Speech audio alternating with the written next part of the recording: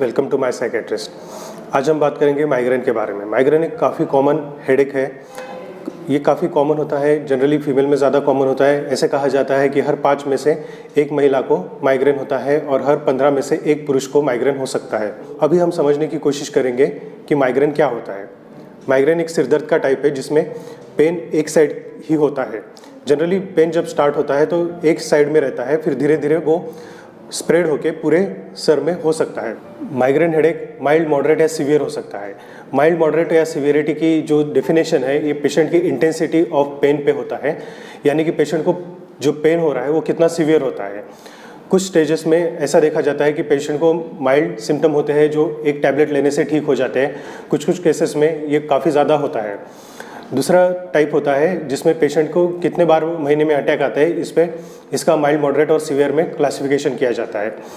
ऐसे देखा जाता है कि अगर हफ्ते में एक आध बार हो रहा है या महीने में 2 या 3 बार हो रहा है तो ये माइल्ड कैटेगरी में आता है। अगर हफ्ते में 2 बार से ज़्यादा हो रहा है तो मॉडरेट, और उससे ज़्यादा हो रहा है तो सीवियर कैटेगरी में आता है।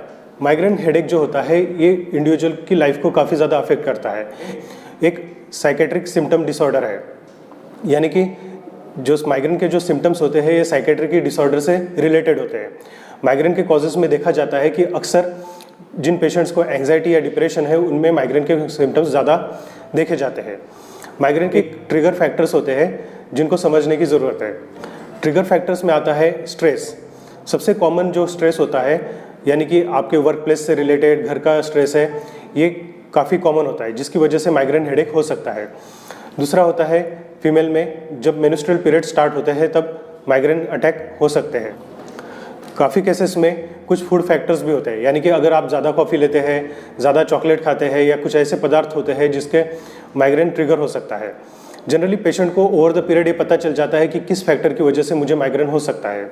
कुछ केसेस में लैक ऑफ स्लीप, ज़्यादा एक्सर्शन जिसमें टायर्डनेस हो जाता है, बॉडी में डिहाइड्रेशन हो जाता है, पानी की कमी हो जाती है, उसकी वजह से भी माइग्रेन हो सकता है। तो ये तो हो गए कॉजेस। अब माइग्रेन होता क्यों है? माइग्रेन ब्रेन में सेरोटोनिन के इम्बैलेंस की वजह से होता है। एक फैक्टर होता है जो वेन्स को डायलेट करता है, उसकी वजह से भी माइग्रेन हो सकता है। माइग्रेन अटैक जो होता है इसके 4 स्टेजेस होते हैं। ये चारों स्टेजेस हर पेशेंट में नहीं देखे जाते। कुछ पेशेंट्स में एक ही स्टेज देखा जाता है तो कुछ पेशेंट्स में 2 या 3 स्टेजेस देखे जा सकते हैं। सबसे पहला कॉमन स्टेज होता है प्रोड्रोमल स्टेज, यानी कि ये 1 या 2 दिन पहले से स्टार्ट हो जाता है, जिसमें पेशेंट को अनइजीनेस फील होता है, कॉन्स्टिपेशन होता है, कुछ ठीक सा नहीं लगता है। उसको थोड़ा सा अंदेशा आ जाता है कि शायद मुझे आगे चल के 1 या 2 दिन में माइग्रेन का अटैक आ सकता है। माइग्रेन विथ ऑरा में पेशेंट को कुछ ऐसे सिम्टम्स होते हैं जिससे पता चल जाता है कि 1 या 2 घंटे में मुझे माइग्रेन हो सकता है, जिसमें उनके आंखों के सामने कुछ चमकीली रोशनी दिखाई देती है, नौशिया, वोमिटिंग जैसा लगने लगता है, उनको चिड़चिड़ाहट हो जाती है, काम में ध्यान नहीं लगता, ऐसे सिम्टम डेवलप हो जाते हैं। प्रॉपर माइग्रेन अटैक जो होता है ये 4 घंटे से लेकर 72 घंटे तक चल सकता है, जिसमें पेशेंट को सीवेरिटी के अनुसार सिम्टम्स आते हैं। माइल्ड टू मॉडरेट केसेस में यूनिलैटरल हेडेक होता है जो टॉलरेबल हो सकता है। धीरे धीरे ये स्प्रेड होकर सीवियर हो जाता है। पेन जो होता है वो थ्रॉबिंग टाइप का, यानी कि जिसको हम बोलते हैं कि ठनक रहा है, इस तरीके का दर्द होता है। जो सर दर्द होता है ये शुरुआत में कम होता है और धीरे धीरे इसकी सीवेरिटी बढ़ती जाती है। साथ ही एसोसिएटेड सिम्टम्स में होता है नौशिया, वोमिटिंग।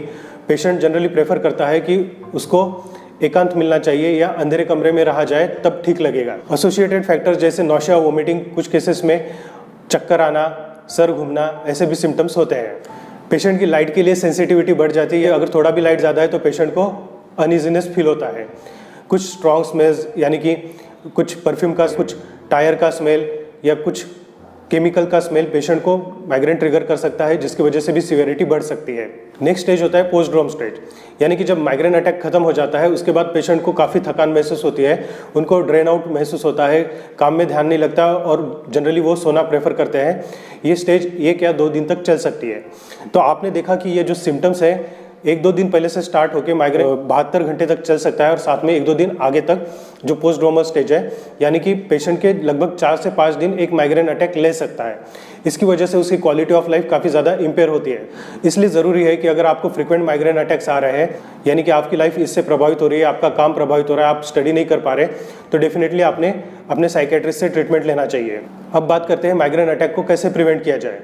तो जैसे मैंने बताया कि कुछ आइडेंटिफाइबल ट्रिगर फैक्टर्स होते हैं जो पेशेंट को खुद समझ में आते हैं कि किन वजह से मुझे माइग्रेन हो सकता है। एक डायरी मेंटेन करना है जिसमें आपको कब कब सर दर्द होता है, उसके क्या क्या सिम्टम होते हैं वो मेंशन करके रखना है।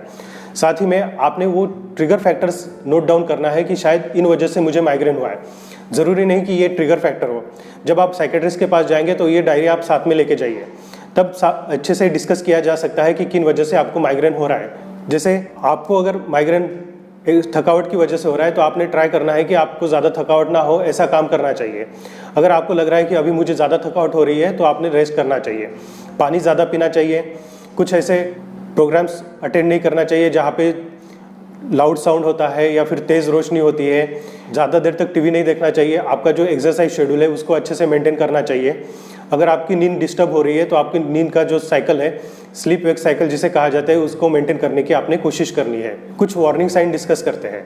अगर आपको हेडेक के साथ टिंगलिंग नमनेस हो रहा है, या आपको हाथ पैर हिलाना मुश्किल हो रहा है, या आपका जो दर्द है ऐसे लग रहा है कि आपने ये दर्द कभी महसूस नहीं किया, काफ़ी ज़्यादा सीवियर दर्द है और ये बार बार हो रहा है, तो डेफिनेटली आपने अपने साइकेट्रिस्ट या मेडिसिन डॉक्टर के पास जाके ट्रीटमेंट लेना चाहिए।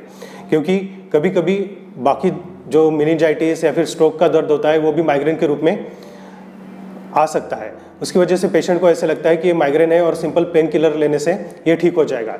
लेकिन ये वार्निंग साइन आपने चेक करने हैं, और अगर ये वार्निंग साइन आपको दिखाई देते हैं तो डॉक्टर के पास जाना काफ़ी ज़रूरी हो जाता है। मैं आशा करता हूँ कि ये वीडियो में मैंने आपको माइग्रेन के बारे में सिंपल फैक्ट्स बताने की कोशिश करी है। तो अगर आपको वीडियो अच्छा लगा तो इसको लाइक कीजिए और शेयर कीजिए। धन्यवाद।